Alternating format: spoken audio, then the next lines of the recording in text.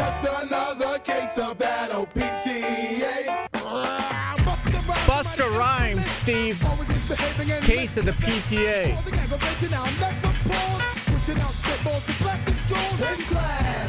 All right. Steve, this song is about being mischievous that you never were in high school.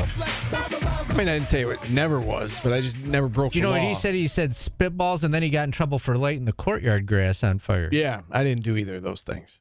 Never did a spitball? Well, I don't know about that. Yeah, no, I probably did. I just never got arrested or did anything illegal. I don't think you get arrested for a spitball. No, but vandalizing people's homes, I think you would. I don't like the way you talk down to me lately. I'm not talking down to you. You You said I was never mischievous. I said, no, that's not true. I was mischievous. I just never broke a felon. I just never broke the law. That's all. All right, we bring on our good friend Mike McAllister from Syracuse on 24/7 Sure, Sports. he's never egged a house in his life. Mike, how are you today?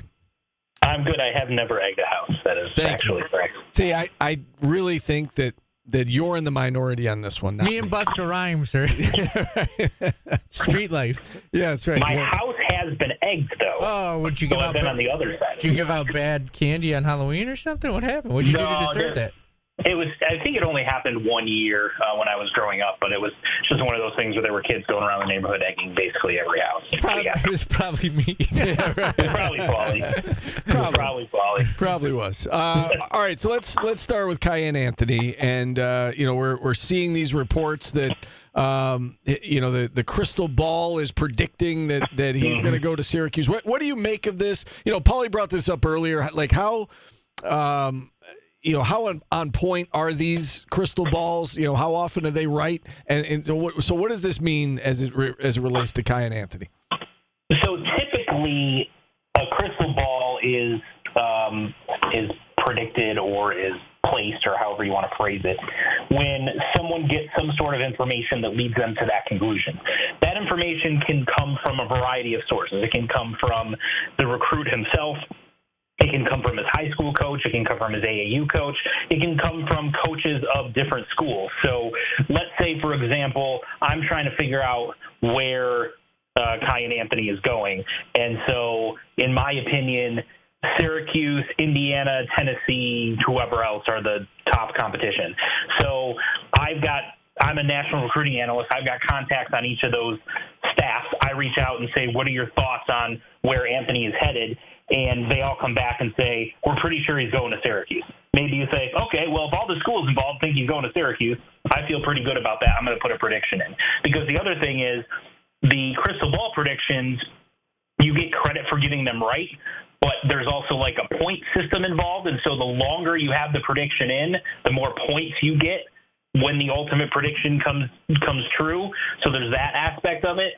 But largely, and my understanding it was Joe Tipton that put it in, I don't believe most national recruiting analysts put that in because they're just like, I just kind of got a hunch. Usually they put that in there because there's some sort of intel that they've received that leads them to that conclusion one way or another. If you were to do it, though, would you do it before a kid had not done all of his final visits? Because there's rumors that he still plans on visiting Indiana.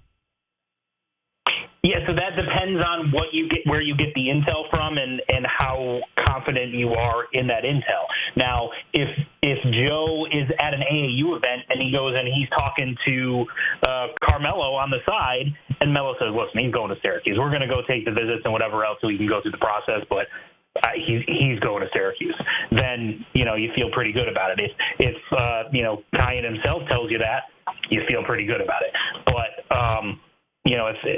otherwise, I tend to let the visits play out. But the other thing is, when you put a prediction in, you can change it. So if you put a prediction in today, I think he's going to go to Syracuse, and then the Indiana visit blows him away, and he comes out of it saying, I'm going to go to Indiana. I don't need to. I've already visited Syracuse. I know I want to go to Indiana.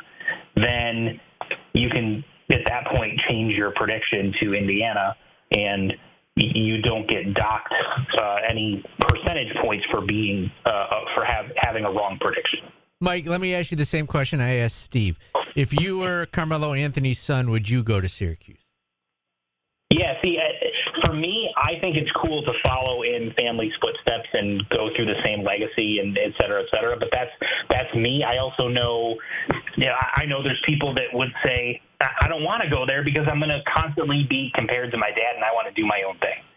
So I get both sides of it. For me personally, my dad played high school football and low-level college football, and if I was at the same level and I was getting an opportunity to go play for the same school that my dad played at, obviously that's a lot different than playing at a place like Syracuse with Carmelo being a legendary figure he is.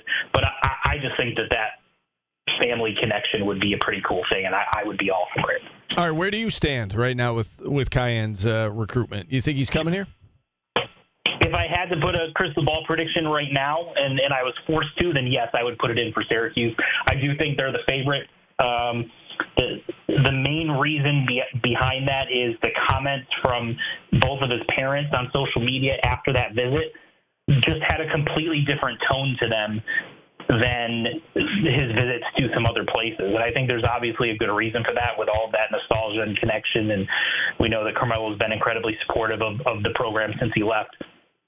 But, I don't, as long as there are visits still on the table, I don't think anything's ever a done deal. I've seen enough quote unquote sure things go the other way enough times in the recruiting world that, you don't want to count your eggs before they hatch.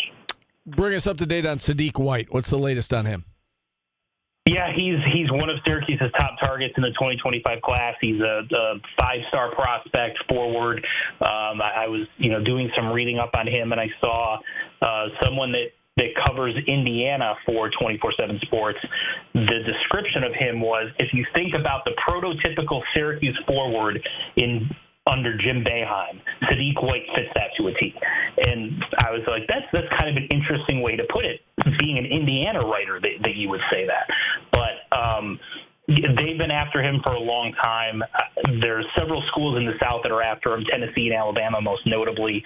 I think those are real threats. But he took notice of the fact that Syracuse had 3 coaches watching him all weekend. And I texted him about it, and he certainly noticed that, and they're going really, really heavy after him, and I think Syracuse is going to get an official visit, and they're going to be one of the top contenders all the way down until he makes a decision.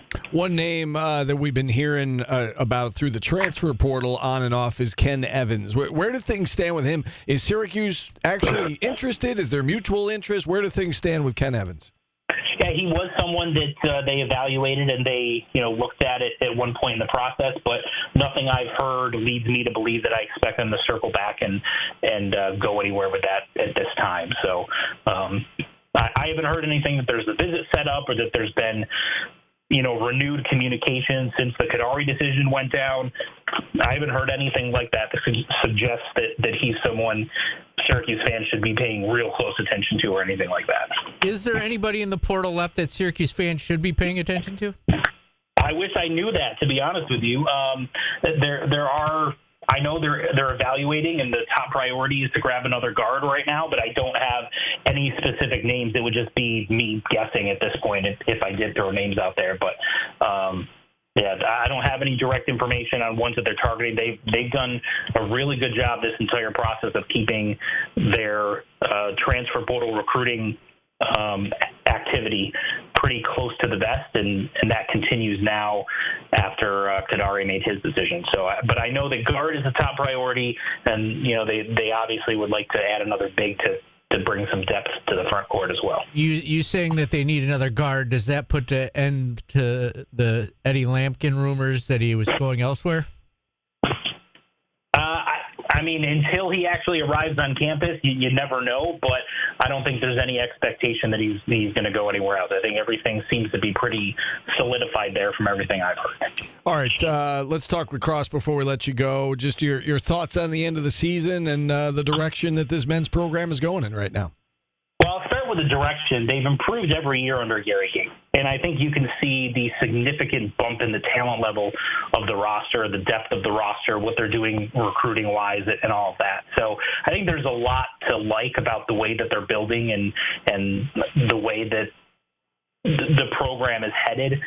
But I also understand being disappointed because I think Syracuse was good enough to make it a championship weekend. I don't think anyone's beaten Notre Dame, so whether you advance one more round or not, you'd like to give yourself a chance. But I think Notre Dame's going to pretty easily handle their business down there the championship weekend. But either way, I think there were a lot of positives from the season, but I think just the way that it ended is disappointing in that we know how good Syracuse is offensively, and they had one of their worst offensive games of the season at the worst possible time.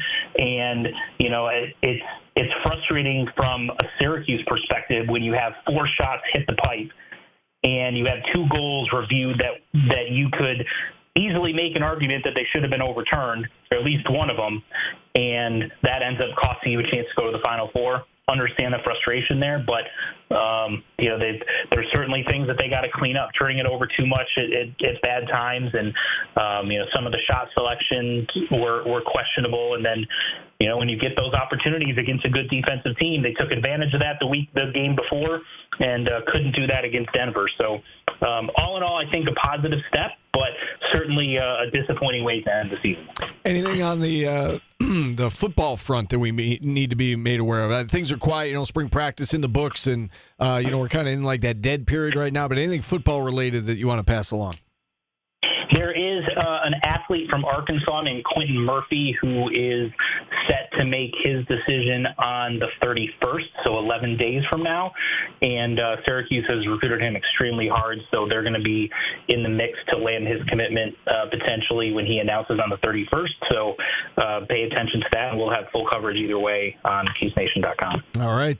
Good stuff as always, Mike. We appreciate you coming on. Enjoy the start of your summer. All right. Thanks, guys. All right, Mike McAllister, publisher I Syracuse 24/7 Sports. I was like, where did my mic go? I suck sometimes. No, you don't. Head up, Paul. I was even fully engaged in that interview. I know you were. You were. All right. Multiple questions. Phone lines open now the rest of the way. Were they enlightening They were. questions? You totally took what I said the wrong way. I was not trying to be mean. I was wondering if you had anything else you wanted to add to that particular interview, and you didn't. So let's move on. Phone lines open the rest of the way. We've got today's business coming up. You can certainly check in at 315-437-7644. We're back after this on ESPN.